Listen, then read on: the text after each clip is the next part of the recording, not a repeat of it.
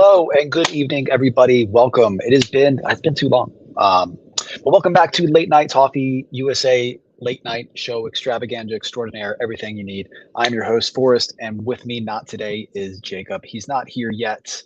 Should have been here by 9, but that's okay. I didn't get a chance to tell him until today that we were having the stream, and actually I just set it up yesterday.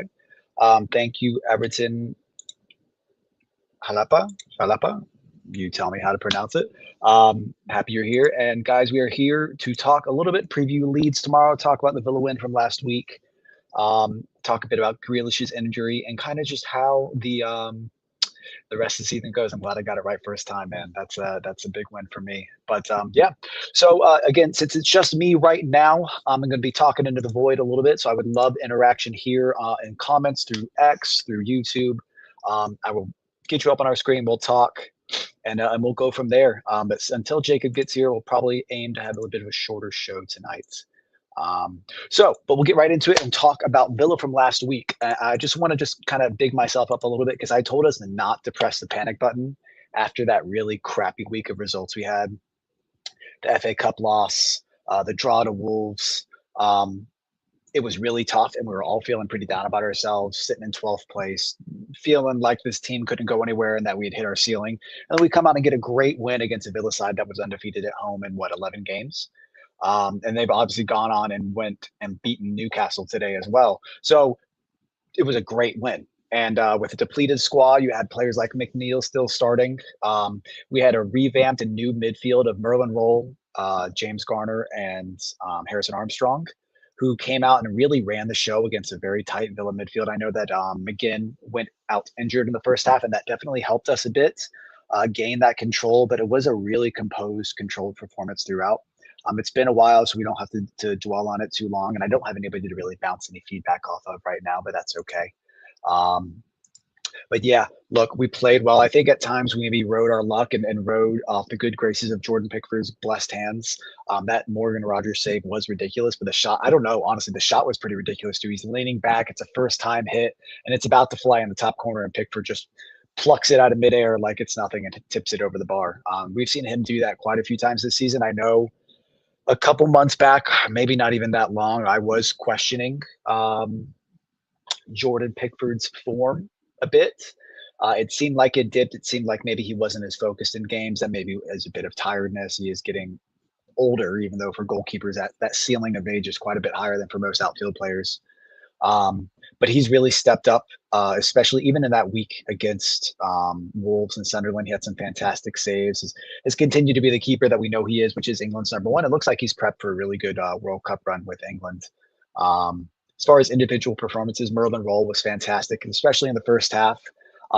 You see flashes with Merlin of this player, of this guy who has the potential. The injuries held him back. Having limited play time across multiple positions has maybe held him back a little bit, but you can see the determination. You can see that the self-confidence in the guy as well. And it's just about getting him more involved, right? I mean, he's on loan from us. I don't think we have like a mandatory option to buy. I can't quite remember, but he's a good player. He's a very, very good player. And then Harrison Armstrong looks like he's sticking around for the rest of the season and hopefully for a very long future at Everton. I know Preston fans wanted him to come back, but his performances, his insertion into the midfield, obviously now we have Njai and Ghana back, and Branthwaite and Dewsbury Hall are both working their way back as well. So maybe there is a world where Harrison Armstrong sticks around, but it seems like, even with the tentative links of Eric Bunham being linked to Italy, maybe it's a case of, will we move him on and bring Harrison in to take his spot? An obligation to buy. I wonder if that obligation is based on like performance based, right? So it's based on how many appearances he makes. I'd have to do some research into that, and I did not do that for today's show. But I did know there was some sort of payment that would come into place. Again, I don't know if it's mandatory or if it's performance based, but regardless, I mean, who knows with Merlin? If it's we buy him and then send him out on loan if Moyes doesn't think he's good enough by the end of the season, who knows? But I think right now the focus is on, of course, Leeds. The focus is on what Everton is going to be like without Jack Grealish, and if we go to seek to replace him in this month with what's left.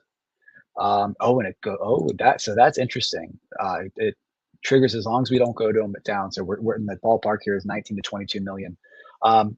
I mean, what the guy's what 21, 22 years old. He seems like a very versatile player, which fits into David Moyes' profile of players. He likes him to be versatile. He likes him to be able to work in multiple places and be used in multiple places. Is why we got James Garner signed down to a new contract. Obviously, because he's grown as a player too, but his versatility, his ability to play. He played fullback for the first 4 or 5 games of the season on the right and left side. So um, doesn't bother me if we end up spending that money on him. We need the midfield options, and it seems like he's got a lot of upside. We'll have to continue to see how he does. If he can stay fit, especially, I think the staying fit part's going to be really big for him.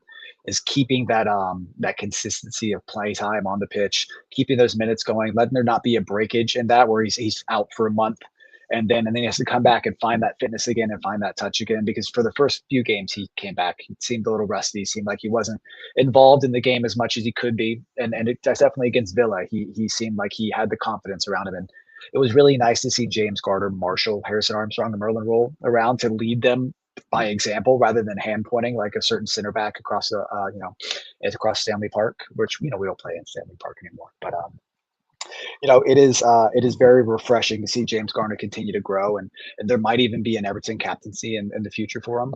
I don't know.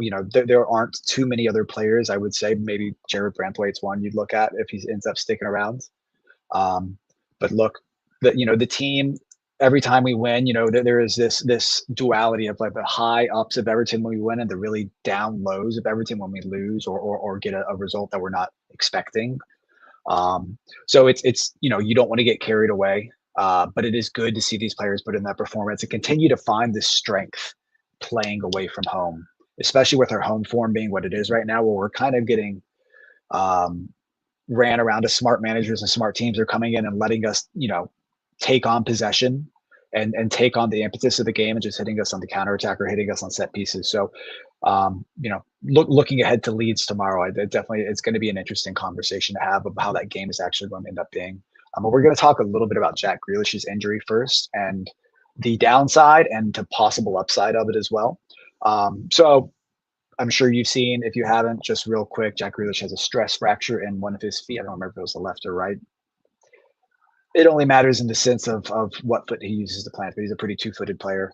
But about 3 months out, stress fracture is a really, really nasty, and it's not nasty in the sense like it's like a graphic injury, but it's nasty because it can last a long time. It's one of those injuries that you would rather just be a break so it could heal cleanly. A stress fracture is just a crack in the foot, and it's something that you really, as a footballer, you don't want to have because it's something that it just requires so much like care. You have to pay attention to its considerations, like having turf toe.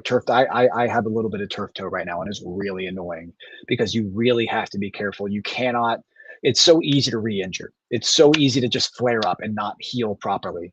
So for Jack, that's a bummer because that's a really difficult injury, especially for his age. It's going to take a little bit longer, even if he's a professional footballer with the best care he can get around him to heal. Um, and when you saw the news, you think, well, gosh, like we were just so close. And Jai's back, Ghana's back, Brantwaite's training, Dewsbury Hall is training, Alcaraz is training.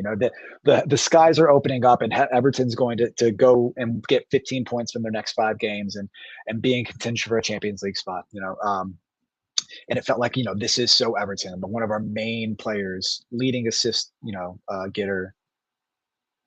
Cortisone injections. Get out of here, man.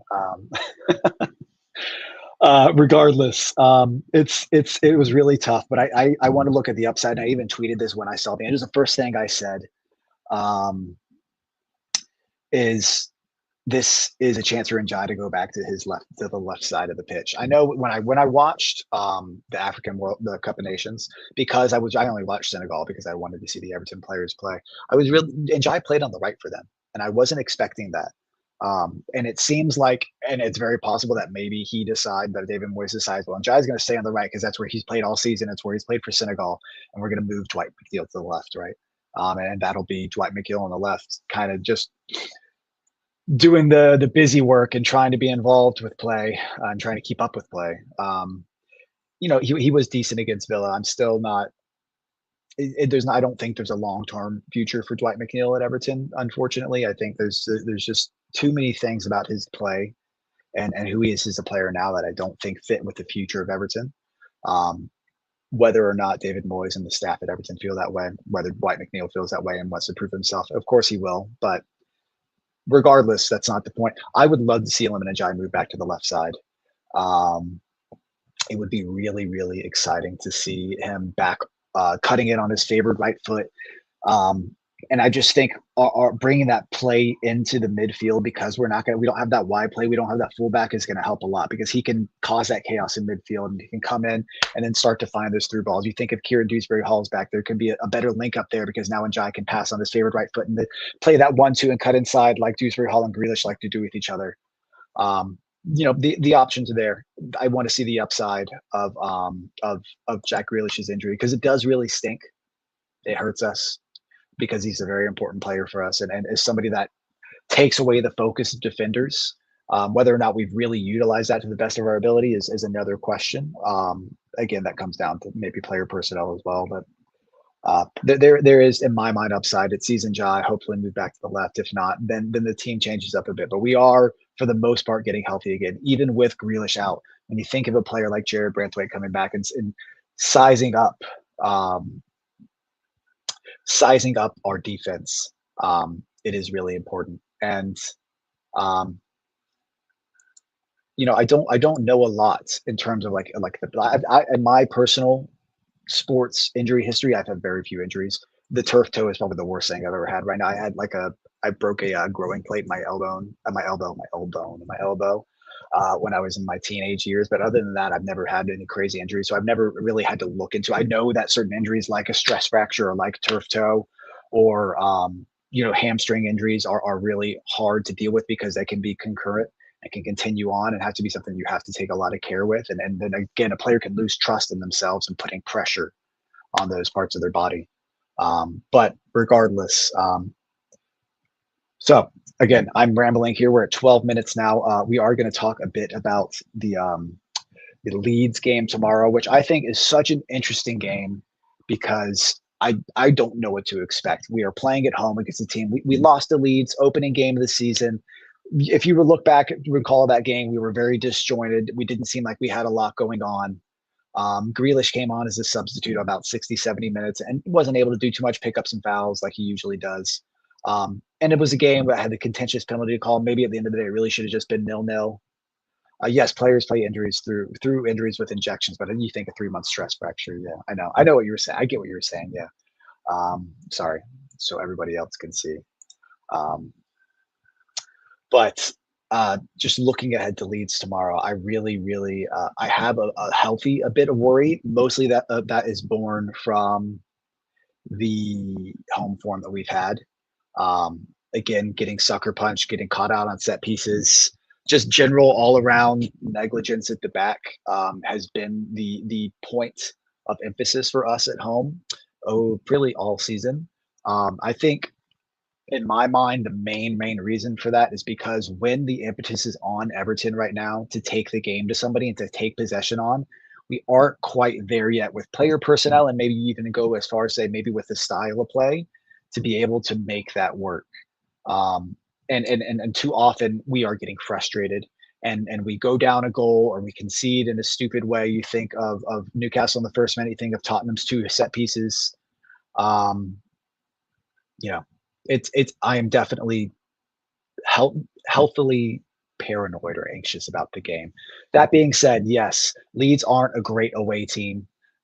They in general aren't that great of a team. They have some dangerous players. You think of how Calvert-Lewin's got 9 goals for them this season. Brendan Aronson is finding quite a bit of form right now. And then, sorry, comment caught me off guard. And then you have like players like Anton Stack and Nemecha.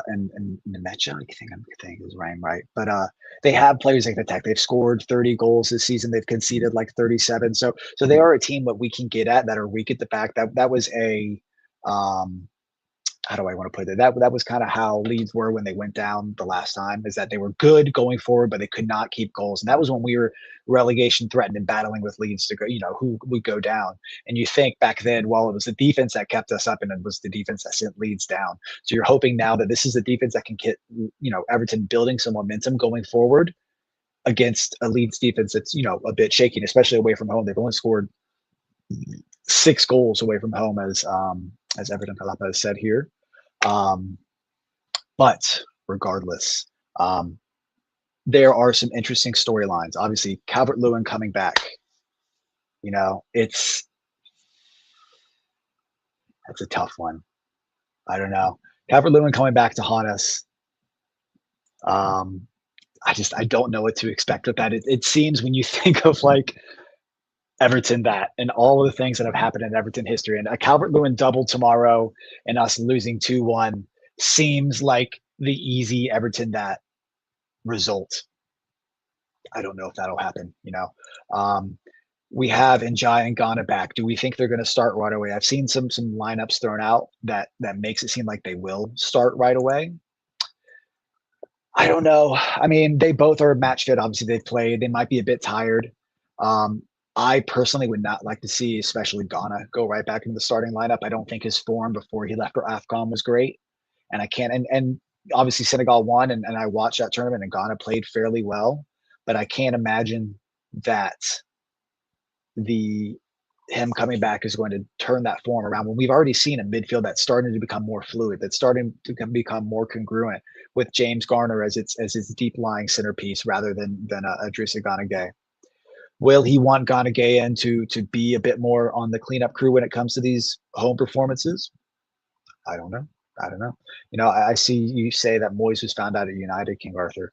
Um, I mean, look, I totally get the frustration with David Moyes. And I think, but this is maybe a symptom of a lot of managers in general, not just David Moyes and not even just older managers, is that they get really stuck in their ways, and they are it's very hard for them to make a difficult decision because it doesn't seem like a safe decision.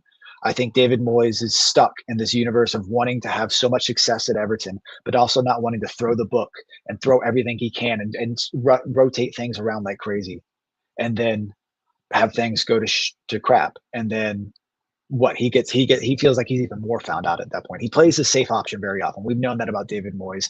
I agree that we do need to find or have a succession plan for David Moyes. I want him to be here next season personally, unless things really change and we finish the season in 13th, and maybe it's like, well, maybe he's not the one to take us forward. Unless there's mitigating circumstances, injuries, whatever it may be.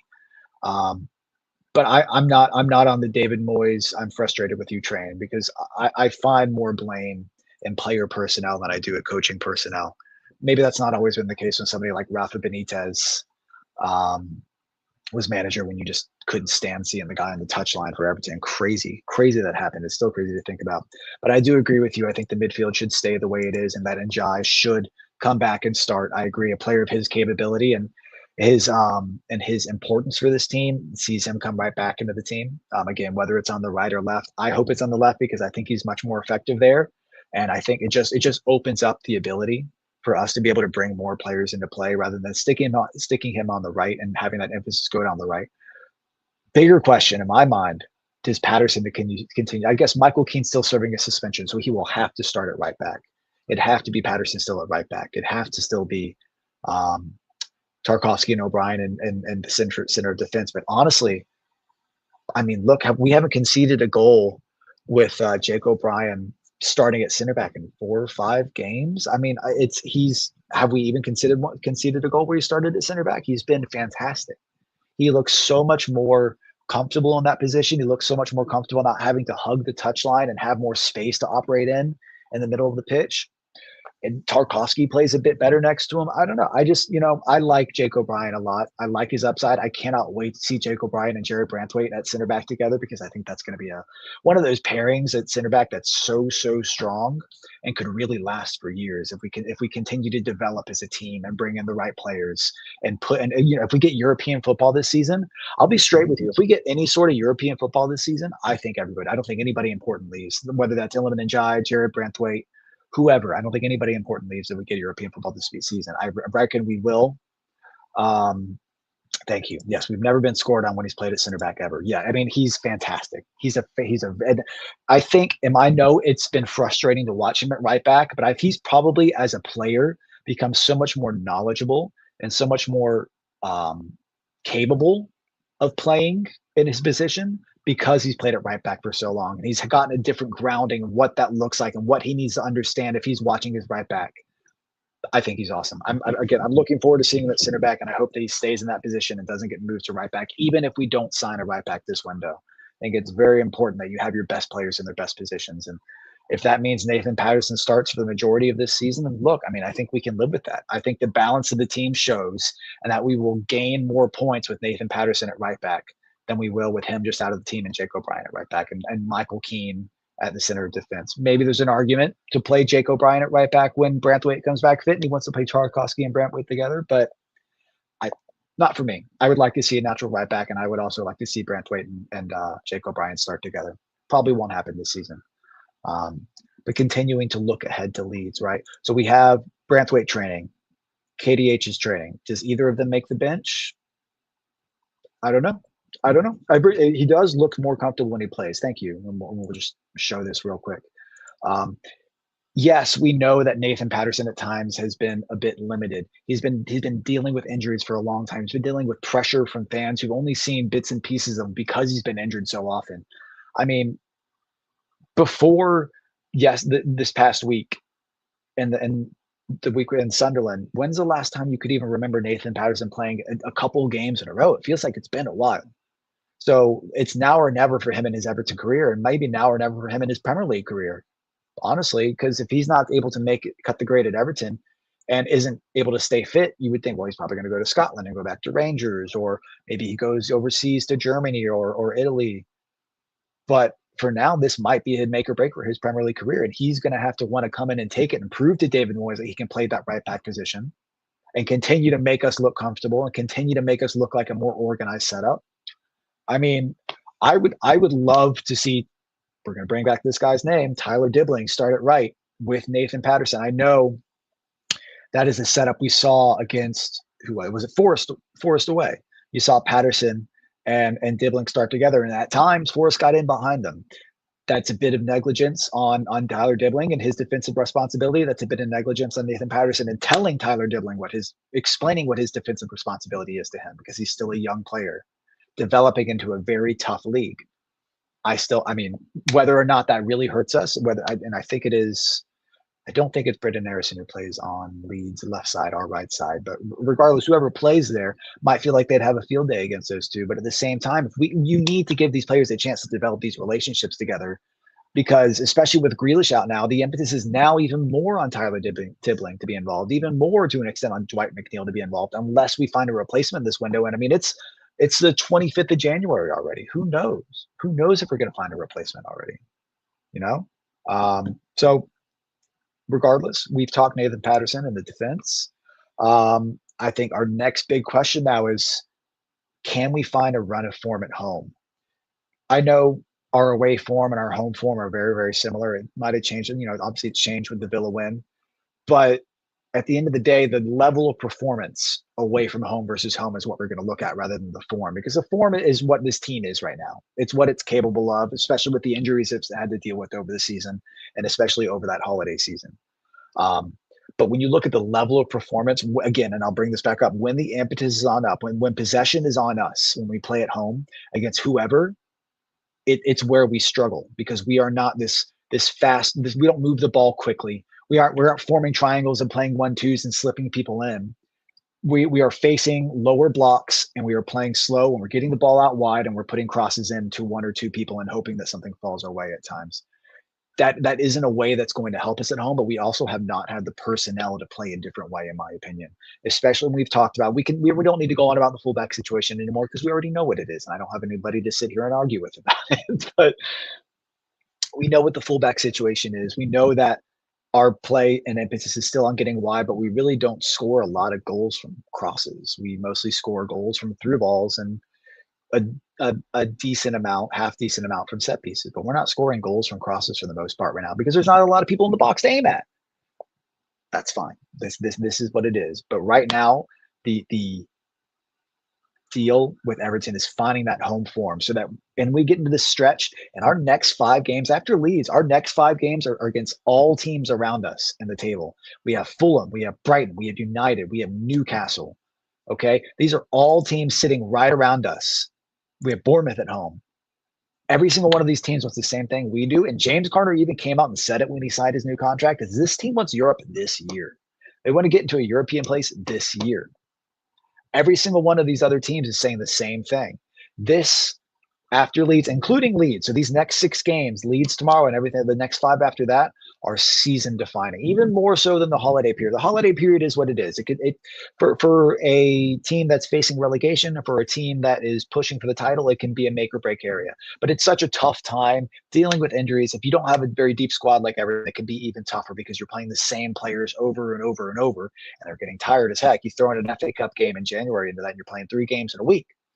So now we're getting to a point in the schedule. It's about a game every week. There's like 2 games in a week in February, but it's about a game every week. Now is where we find out if this Everton team can push for real European football. I know we would all take Conference League. I get it. It's still European competition that we haven't been in for God knows how long. What, since like 2017, 2016.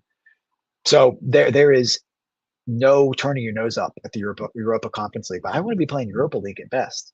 If you really want to keep your good players around, you got to prove that you can get to at least a Europa League. Conference League is great. You're going to have European competitions. You're going to play Bulgarian and Hungarian and Serbian and Czechian teams all over the place. All these Balkan and Eastern European teams, you'll play them. Great. Romanian teams, whatever. That's fun for the fans. You get to travel to places that are I don't know if exotic is a word you'd use, but are different and are kind of moody, but the kind of places that football fans want to go to because they're not the places you get a chance to go to very often. But at the same time, like, you want the next level. So now we want to play our Marseilles, we want to play our Lyons, we want to play Freiburg and FC Basel and all these other teams that play in the Europa League because you want to get that pedigree of the club back up. This club has been hanging out in limbo for a long time, and Conference League is a good first step, but we have the capability. And when our team is fully fit, I would say we have the starting 11 and maybe 1 or 2 players beyond that who are capable of playing Europa, at least Europa League right now. Maybe not Champions League at a stretch. Maybe squad depth is an issue there. And again, you have teams like United and Newcastle. And then really after that, it's an amalgamation of Brentford and Fulham and such, who probably have the deeper squads and have the deeper resources to be able to cling on to those spots. But I mean, look, the players want it. This has now become the goal of the season, is to get European football with the way the table is. There are 8 points between 4th place and 14th place. And I just want to let you know, if Leeds were to beat us tomorrow, they're only 4 points behind us at that point. There's no relegation worry. We were like 12 points above West Ham, who are in 18th right now. But it is the mentality of this season now. We are not only playing, this season is not only about playing for this season and for David Moyes and getting football and, European football under David Moyes, but this is now about this to an extent. Let me not get too dramatic here, but the soul and longevity of this club going forward. If we get European football this first season and prove to these players that we're no doubt going to be going after in the summer, they're talking, we've seen reports now saying that the club is not looking to bring in anybody permanently this window because they want to save it for a huge transfer push in the summer. That should get you excited, make you not fearful, but apprehensive of what can happen this season. If we're going to really be pushing for these players that we want to, and you think of the players that pushed us back this summer, why we ended up on Tyler Dibbling, who was like our 3rd or 4th choice winger. There is ways that we can make this much easier for us in the summer, and ways where it's going to be a real slog to sign the right players and the players we want in the summer. And if we turn around and we get European football, then we can turn and look at somebody like, and I'll say his name, even though he's a cop-out, Harry Wilson. We've been linked with Harry Wilson, whose contract runs out this year. I would think he'd be an awesome addition to this team. He would be fantastic. Just even if it's just squad depth, having a player of his capability to come in on a free would be amazing. He'd come back to the city he's from.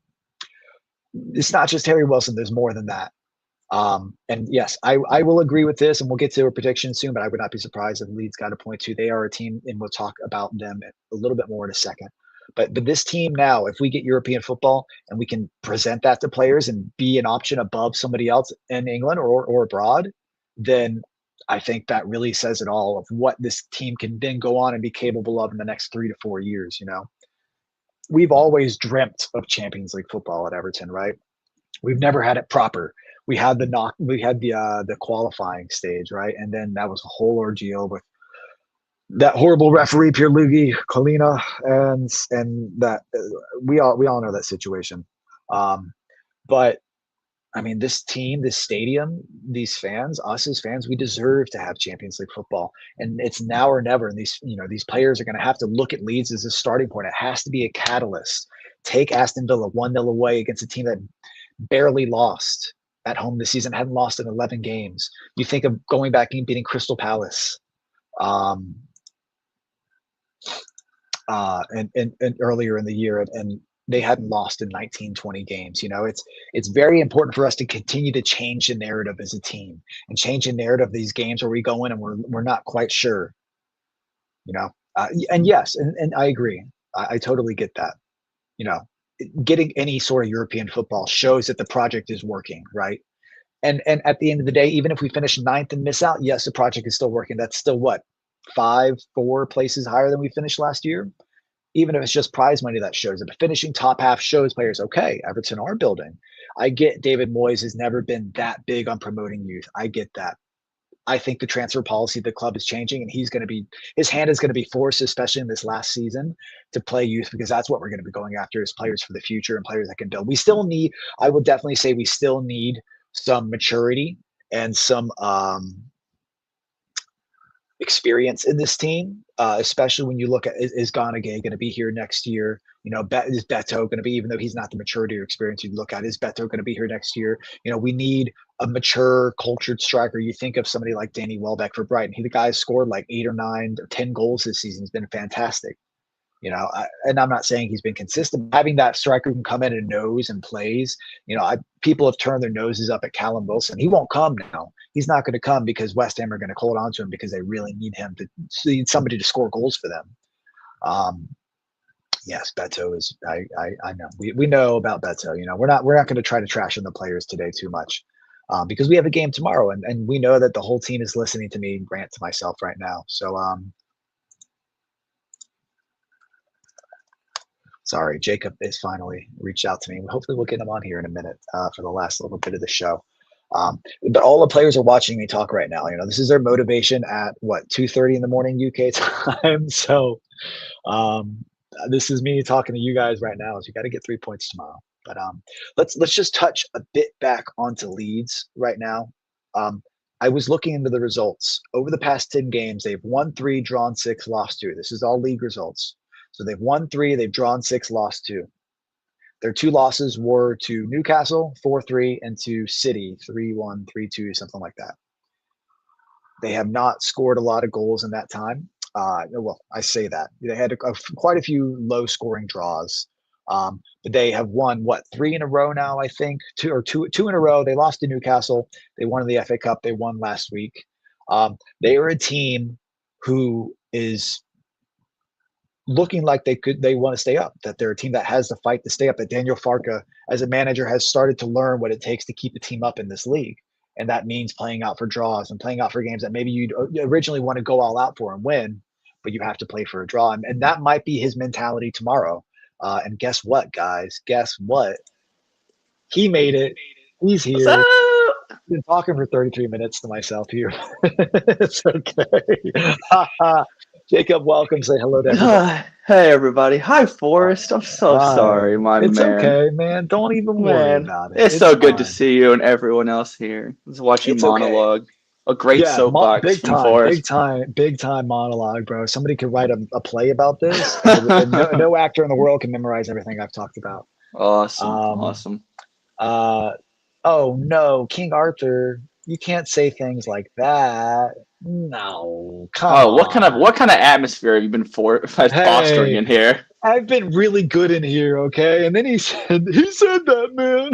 Anyways, look, okay, we've talked about a lot. I'm talking about Leeds right now. Yes, James Garner is class. Yes, he's class for sure. Talking Leeds right now. And the past their last 10. I said last 10 results was 3-6-2, 3-5-2. I'm sorry. They've won 3, drawn 5, lost 2. Haven't been great away from home this season. But they were a team that looks like they become a bit more, and they have a manager who's become a bit more Premier League savvy. And Daniel Farke had a tough. Where was that? Norwich in his first time in the Premier League. Couldn't really do it. Norwich have always been a traditional yo-yo club. They really don't like staying in the Premier League. They like to just come up every now and again and take a breath of fresh air and then go back down into the Championship. But it looks like he's learning how to grind out draws and grind out results. And maybe he's benefiting from the fact that there are 3 pretty crappy teams in the league right now in West Ham, Burnley, and Wolves. Mm-hmm. What are you expecting tomorrow, Jacob? I mean, it kind of depends on who we're supposed to have back. Are we supposed to have Dewsbury Hall back? Do we think Njai and Gay are going to start? Hey, straight up, I would live in Liverpool, man. I'm not going to lie. Maybe not for my whole life, but for like 5 years, I would totally live in Liverpool. But it's not about it's about experience, and then I really enjoy. I've been to the city many times, so I enjoy it. But I live in America, right? So I don't know anything else in terms of living there. But so what? Kieran Dewsbury Hall's back in training. Alcaraz is back in training. Branthwaite's been like light training. I don't think he'll be available. But you're expecting Njai and Ghana to be back. I think it's very possible that Dewsbury Hall makes a bench. Mm-hmm. And it's Alcaraz could make the bench too. I don't know. I don't know. But I would imagine that you'd see Njai start, whether Ghana starts or not. I'm not quite sure. I don't know. Leeds are just so interesting to me because they have been involved in some games that have seen a ton of goals, and then like this weird 4-3 loss to Newcastle. But then if you look at the games before that, 1-1, 0-0, 1-1, 1-1. It's not. They're not a team that I think does a ton that's super creative or outside the box. I mean, like you said, I think Farke's a really good manager, and I think for what he has with what that squad has, they have really overachieved, and that might partially just be in the frame of reference that there's 4 teams that are pretty bad, and maybe they just look a little less bad. But Calvert-Lewin's been great.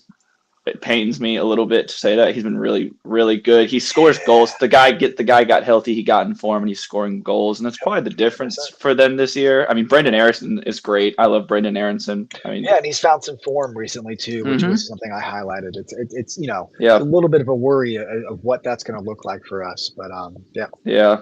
And I mean, James Justin and who's the other side? Who plays Justin, the other fullback? Jaden Bogle. Is it Bogle? It's Bogle, and it's James Justin. So that's an area that we probably would like to try to exploit. I would say 100%. Yeah. Yeah, I mean, James Justin was a player we were linked with in the summer. Was not one I was ever really excited about because I was not impressed by him at Leicester at all. Probably a good one to avoid. Yeah, just in terms of having more Deadwood in the squad, honestly. Yeah, I mean, this is a game where we can get at Leeds, where we can really put on the impetus, and if we can go, I think it's one of those games where if we go and score an early goal, say 10 to 15 minutes into the game, I think then the crowd gets into it a bit more, and just make it a game that's like make it more Forest at home rather than Newcastle at home or Tottenham at home, or even don't make it Wolves at home. God, that was worse than the other two, man. It was just awful. Yeah, this is one of those we should win, and I think that the home form has been eating at me a little bit, and I think if we drop this one or we don't get 3 points, I think I'm gonna start to have some seriously worrying thoughts about our ability to pick up points consistently at home. And also I don't know if you've talked. I'm sure you have. I left you dry for half an hour. I'm sure you've discussed Jack Grealish. Yes. Yeah, in for a penny on Jack Grealish. Sad. I saw that, and it just felt like the most Everton thing ever. We had everybody come back in this game against Leeds. It felt like a really great, like, we're going to get 3 points, and we're going to start marching here with everybody back in the squad. And bam, Jack Grealish out for the season. And it's especially awful because I saw that David Moyes, he said it's been bothering him for a couple weeks, and he really just didn't want to give up the ghost and stop playing. And I was telling somebody today, because we went down to a little bar and watched the Arsenal Man United game and got to talking about Jack Grealish. And I said, it makes a lot more sense now that he came out with that interview and said, kind of unusually for a lone player, honestly, was like, man, I really hope Everton buys me. I really like Everton. I hope Everton spend that money on me. That'd be super cool if Everton just forked over that cash, like right now, maybe. It's like, that's interesting to have such strong thoughts because he's not going to play anymore, Yeah, there you go. Good point. Well, I saw it was only 3 months. I didn't think it would be till the end of the season. You think he's back? You think he comes back? I mean, maybe the last 5 games, 3, 4 games of the season, he might come back and do a little swan song and try to be like, David, you got to buy me, man. I mean, look, we Yeah, talked about buying Jack Grealish so much. You think it's great. I feel pretty convinced. yeah. Um, you know, again, it's going to be a money thing. He's going to have to take a big salary reduction, and you got to be willing to do that. I feel like he would be, but we'll just have to wait and see. Yeah, I was more what's it called? I was more into the idea of Njai playing on the left again. Mm. So I was trying to see the upside of Grealish being hurt. What else Yeah. So what do do? we do now? It's Njai on the left, and then what? Are you putting McNeil, Dibbling? Who's I on think the it'll other still wing? be McNeil. I think it'll still be McNeil. I don't think. I think David Moyes has had his fill of Tyler Tibbling, maybe to an extent. Maybe he feels like Yeah. he's given him the chances and he's not taking it. So he's like, well, you know what, Tyler, you can, until you get the chance to prove me wrong again, you're going to stay right here and get bit parts. And to be fair, man, like Tyler Dibbling, Hard to argue. yeah, exactly. That's exactly. It's hard to argue because he came out. It just didn't look very much like a Premier League player. He Yeah. looked like a guy who was deer in headlights, was lost out there, was overwhelmed by the occasion every time, no matter what, wherever we played. And you know And that, what? Not yeah, to play devil's advocate. Dwight McNeil has been almost okay the last couple games, almost decent. I feel like if you put him on okay, the I'll right put up with that. with Njai on the left, that allows Dwight McNeil to do the one thing that Dwight McNeil is physically capable of doing is putting the ball onto his one good working foot, cutting Yes, inside, and maybe scoring 3 goals. Like I'm fine maybe with that. 3 goals. He has one good foot. He's the only professional football player in the history of Earth and time itself that cannot use their other foot. Like he can't use it. 0 star weak foot. It's incredible. Yeah, It's like almost like a bit. It feels like he does it like as a joke, like a Michael Scott bit. It's yeah. incredible. The dedication to this left foot thing. It's really crazy. My favorite thing is the Dwight McNeil shuffle, especially when he plays on the left, because he'll get it. He'll be like, oh, am I going to take it on my left foot? What am I going to do? Maybe I'll go right. Oh, I'm going left. And then the defender's like, dude, like, what are you doing? Watching him like turn and contour his body for the sole purpose of not having to use his right foot. It's so funny. It's so funny. Yo, seriously, it's like it's like he's so far going out of the way to do it, bro. It's craziness. It's a good time to get Alcaraz back too. At least we get Yes, him I back agree. because he can play up there if we need him to. I You know. don't love him to. I don't like him on the wing, and I'm No. almost like, I mean, his form before he got hurt was really bad too. He was not playing well, man. No. His touch was bad. He was making, I mean, his passing was abhorrent. It was really tough for Alcaraz before he got hurt. So maybe he can come into this team and offer something. But I think right now we're kind of over when Dewsbury Hall is back and Harrison Armstrong's in the team. We're kind of overwhelmed with players in his position as that 10. Yeah. Dewsbury Hall's there, and Jai can play there. Harrison Armstrong does well there. You know, yeah, and this is something. This is something I've thought of too. I've always been interested in seeing Dewsbury Hall on the right. He not as like an inverted winger, coming onto his left and being able to cross the ball in or play a through ball or take a shot on goal. I've always thought he had that. I've always thought that, like, why don't we put him there and see what happens? It didn't. Obviously, he got hurt, and he was playing so well as an 8 or as a 10. Are you looking into whether he played for Chelsea on the wing? Can you even hear me? What the heck?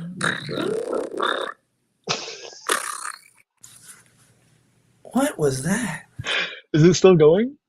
No, what was that? That was weird. Yo. It's like we just got hacked, bro. Yo, that was crazy. Are you yo. Okay, we're okay. Are you looking up whether or not Dewsbury Hall played on the right? Oh my gosh. Yeah, hold on. Put your headphones on. There's no way. There's no way. What, dude? Do I don't know what you sound like a chipmunk, like Alvin and the Chipmunks? I currently sound like a chipmunk. Hold on, 1 sec. He's gone. If I sound like a chipmunk, you got to tell me right now, guys, because I don't know. It's pretty funny. You got to clip it if I do. Jacob, will be back in a second. I heard it ringing in my ears too. It sounded like Alvin and the Chipmunks. Um, guys, we've gotten totally away. I was sitting here talking about the Premier League table in our next 5 games, and we're back to talking about Leeds and Dwight McNeil. I don't want to talk about Dwight McNeil anymore, guys. If he comes back and talks to me about Dwight McNeil, I'm going to lose my crap. Okay. Okay. Thank you. I don't sound like chipmunk. Dude, you just had it's just like turned you into a chipmunk. I don't understand what happened on my end. Am I still currently a chipmunk? No, you're fine now. I don't know what that was. I am like echoing. No, not anymore. Cool. No, you're good now. One quick detour. What are your thoughts on World Cup tickets? Too expensive. Dog. Outrageous and atrocious and horrible and sad. And nobody's going to come to America to watch it anyways. Honestly, the way we're going to get political here. And how many people are going to pay that money in America for those tickets? To watch, like, I don't even know, small teams playing in the World Cup right now. Regardless, like games between like Haiti and whoever are going to, it's going to be 2,000 people. I was excited to go, but not for that much. I mean, I get it's a once in a lifetime event in the US. I get it, but it's just it's crazy. And it's really sad to see the justification from people like Alexi Lawless and others. They're like, well, too bad. Basically like, if you can't afford it, too bad. Get the hell out of here, broke boy. It's like, I mean, whatever, man. Like we've always talked about sports as being a unifier and sports as being something that is for the masses, right? It's for people. Yes, we know yes. I mean, but this, good point. Yes. Clueless on sports and the fact that it's a business. It's about making money for people in the US when it comes to sports. And traditionally, especially with soccer, it's not about making money. It's about success, right? So, well, we are at 47 minutes and we need to move on. We're done talking about Leeds. Let's get a prediction from you for Leeds. I haven't given mine yet, so let me hear what you got to say. 2-0. 2-0. That's exactly what I was going to say. Sweet. Yep, Tierno Barry and Ilman and Jai score, and that's what I was going to say. Happy. There you go. Dude. By the way, Tierno Barry, bro, guys. How about him? Guys, starting to find it, man.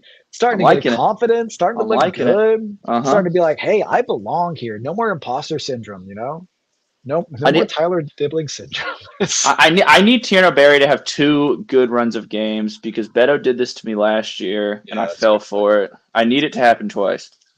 Well, I think we already know that Tierno Barry offers so much more than Beto. I agree. He's a better player. Very, very obvious very quickly that there is actual polish and shine and procedure to Barry's game, whereas Beto still flounders. And it's crazy to me. I feel like every single damn match, whether he comes on in the last 5 minutes or what, Beto comes on and he has a chance where he's like one-on-one with the defender going to goal with space, and he just finds a way to just kick it into touch for a goal kick or something. As every game he has that chance. Yeah. And it's almost like even almost like he like slows down. He forgets how to run properly. Yes. Like he gets so overwhelmed in that moment that he forgets how to physically move his body correctly. I swear every game it happens. Genuinely, here's a good question for you. Do you think he's better than Umar Niasse or worse? I think it's really close. I think it's a lot closer than people would like to admit. I'd say they're very similar strikers. Incredibly similar. I would say he's bigger and stronger and faster than Umar Niasse. And that is, I would agree with that, and it's incredible that we both agree on that, and also can agree that he does absolutely nothing with the extra physicality, with the extra size advantage. Like, it's like he doesn't know how to use his body. He will use his body, and then he'll forget how to use his body. It's like he's not consistent even with the way he plays. Like he will hold the ball up, like he'll have a defender on his back and he'll hold the ball up and pass it off, but then he goes up for a header or he goes to press and he just flops around and like I don't know. He's always been a weird player to me. And there's this idea that he's like an effort player. I don't even see that often with him, honestly. I haven't seen it lately. Yeah, and again, I think that's because he's not starting games anymore, and he's probably been told like sorry, Barry's first chance, first choice now. You're not going to get in above him unless he really craps a bet or he has a bad game, you come on to score a hat trick or something. It's not going to happen. Yeah. So 2-0 each. I think that's fair. Again, Leeds aren't great away from home, but this has been a season of molds breaking and results happening you don't expect, i.e. United being Arsenal today. That was a pretty crazy result. And I watched What a game. that game. Yeah. I mean, Arsenal they find a way to bore themselves into losses sometimes, man. Just sideways passing and possession. And again, in this day and age, the game is all about speed of play and speed of passing and speed of movement. And the quicker you are, yeah. City win the league, by the way. you think City still win it? God, Yep, City win the league. so boring if that happens. But I know. I watched that game today, and I watched City play with Gahey in their team. It's so obvious to me what's going to happen here. I can't see any other outcome. No part of me believes that Arsenal holds this. You don't think Villa can win the league? No, not a chance. Not a snowball in hell can Villa win the league. Man, I mean, they are a good team, Villa. But They are. I would say both games this season we played them off the park. At home, we should have beat. Exactly. Away, we did beat them. They are one. And Unai Emery is one of those managers who's like a nearly guy. Like he's obviously won European trophies. Yeah, I mean he's great. Yeah, but I've never seen him as a Premier League winning manager. Oh yeah, not with Villa. No, I mean, but who knows? I'm not going to look. They just brought Leon Bailey back, so maybe he comes in and offers them something else. I don't know. I think they finish 15 points off the title. 15? You think they're going to really drop off that much? Yeah, I think I'm surprised it hasn't happened yet. I thought second half of the season you see a pretty big downtick. It hasn't happened yet. I still think it's coming. They're going to easily comfy top four. I just think that Arsenal and City both are going to have a really, really solid back half of the season, and I just don't think Villa's good enough to keep up. They're good. It's a good team. They're honestly probably the third best team in the league this year. I would give them that in a pretty weak Premier League this year. Yeah, I mean, I'd be surprised if it was close for them. Because I watched Villa Newcastle today as well, and They Villa, were good. Yeah, they were fantastic. I mean, they played that game perfectly. Honestly, that was a perfect away performance. And Unai Emery's always been a really good away coach. I think at times it's been his home performances that have been a little shoddy. That was definitely an issue for him at Arsenal and at Sevilla when he was back in the day. But regardless, so I don't have any questions. Nobody asked any questions, man. Oh, so hey, real quick, our next 5 games after Leeds. Brighton away, Fulham away, Bournemouth at home, Manchester United at home, Newcastle away. All 5 of those teams are right within this 4th to 14th range. I'm telling you now, bro, these next 5, including Leeds, these next 6 games are the most season-defining run of games we will have all year. After those 6, we have Burnley at home as the 7th. Wow, I don't know. Okay. We'll win that. What are you trying to say? You think we'll beat Burnley? Come on. Yeah, we'll factor that into that points run. I mean, then we have Arsenal away. We'll beat Arsenal. Yeah, we'll just beat everybody. We're gonna win the league. What would it take for us to win this league? We'd have to win out because we have 15 games left this season. 1, 2. Yeah, 15. 9. So we have 16 actually. We play tomorrow. So 48 points puts us on 79. 79 might win. No, 79 doesn't win the league this season. Not a chance. You don't think? It might. Well, it gets us 3rd. It's okay. I think that's sweet. Hell yeah. Well, no questions. So I say we call it here. Jacob, thank you for showing up, man. I'm glad you came here, so I wasn't just talking in the void because I was kind of like, okay, I need to cut this off real soon. He's not going to show up, and then. Thanks for the guest appearance on the podcast. I'm supposed to co-host with you. It's okay, dude. I'm happy to have you, and let's make a pact. Let's just keep this on Sunday nights. Let's stop trying to do them. Sunday nights work really well for me. If they continue to work really well for you, let's keep. They work for me good too. At 9 p.m. And so, guys, expect that now. Thank you for joining us. Thank you for all the commentary. Again, we love the commentary. We want you guys to interact with us. It's what we're here for. My voice is starting to go. I need to drink some water. I typically have some on this stream. I'm snowed, and it's really not that bad out there. I mean, there's a lot of snow. I think we ended up getting 10, 12 inches here in Annapolis. Wow. Yeah, nice. So it was all snow up until probably about noon, and then it's just been freezing rain ever since, which it's continued to add on top. So it's added another 3 inches or so of layer, and it won't stop for another 6 hours or so. So We got 0 again. yeah, I've got to work tomorrow, so it's gonna be. I have to drive from where I'm staying at my girlfriend's house now to back to Annapolis to work. So it's about a 25-minute drive. So I'm really hoping they do some serious plowing in the morning. I don't have to go until 4 p.m. thankfully. So They closed all the courthouses, all the offices here for yeah. the day tomorrow because the roads are going to be probably a little bit icy from the rain today. That's how it is here. Yeah. Well, I mean, Jacob, I'll go outside and send you a picture of what it looks like out there for me, man. But it's real snowy out there. It's big banks and even our like our parking lot. I don't know. There was a guy in a bulldozer going at a bulldozer like a bobcat, going Yeah. at it for a while. And I think he just stopped because it just kept coming back on top. He'd go to another section, come back like, oh, it's covered again. So Oh, ours will crack you up. It looks like spring over here. Just cold. oh, lucky guy. No, I like the snow. I like it every now and again. I do too. I wish we got But more. yeah. Well, thank you again, everybody, for joining us. No more snow talk. Enjoy your night. I think what is that? Seattle in the Super Bowl now? Yep. Yep, Seattle and New England in the Super Bowl, guys. I will not be watching that because I don't really like either of those teams, and I don't know. I'm a Panthers fan, so that is what it is. Seahawks by 1,000,000. Yeah. I mean, I wouldn't want the Patriots to win, but I know some insufferable Seahawks fans. Not that they're all insufferable. It's the same thing with Copites. I know some insufferable Copites, so it doesn't mean they're all that way. Just most of them, it's okay. Yeah. Thank you guys so much. Take care. Enjoy your night. Up to Toffee. Stay safe in your snowed in as well. Yeah, up to Toffees 2-0 tomorrow.